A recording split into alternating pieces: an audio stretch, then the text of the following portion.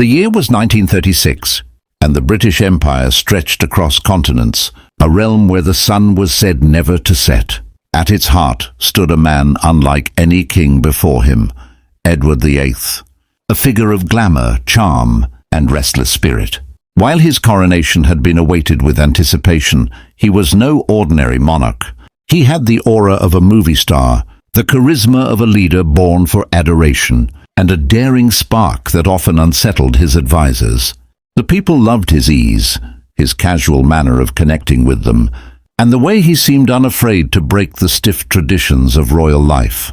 Yet behind the gilded walls of Buckingham Palace, Edward carried a secret that would shake the world: his love for a woman named Wallis Simpson, an American who was everything a king was never expected to embrace.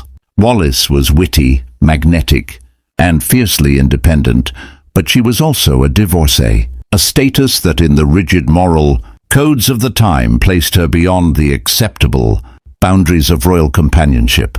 Still, Edward's heart was captivated, and with every glance, every private moment, his resolve to love her deepened.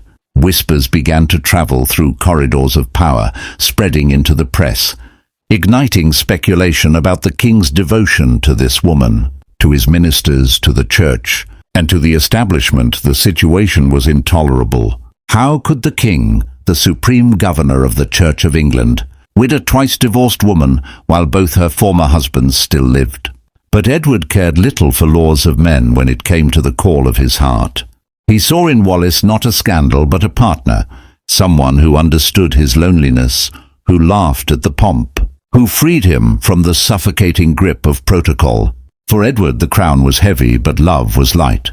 Yet as the pressure mounted, so too did the storm. Newspapers hinted at controversy, cabinet ministers grew restless, and the people waited to see if their king would choose tradition or his own desire. On the eve of decision, Edward walked the halls of his palace, knowing his world stood on a knife's edge. To be king meant duty, but to be a man meant following his soul. The choice was approaching, and in that choice, history itself would tremble. If you are drawn into this tale of forbidden passion and impossible choices, make sure to subscribe to our channel, because this story, like the greatest dramas in history, will sweep you into the heart of love versus destiny. Stay with us as we unfold the chapter that would change the monarchy forever. The night of December 11, 1936, is forever etched into the memory of the world. In the dim-lit atmosphere of a BBC radio studio, King Edward VIII prepared to speak words that no monarch before him had ever dared to utter. His voice, steady yet carrying the weight of sorrow, echoed into millions of homes across Britain and the Empire.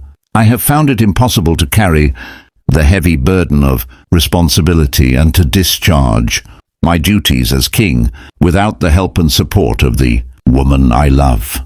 With those words, Edward VIII surrendered not just the throne of one of the most powerful nations on earth, but also the very identity he had been born to carry. Gasps rippled through families gathered around radios, shockwaves spread through governments, and disbelief gripped citizens who struggled to understand how love could outweigh the allure of a crown. But Edward's decision was not a sudden spark of rebellion. It was the culmination of a struggle between two worlds, the gilded cage of monarchy and the wild, unyielding call of the heart. After signing the instrument of abdication, he passed the throne to his younger brother George VI, who would lead Britain through the storm of World War II.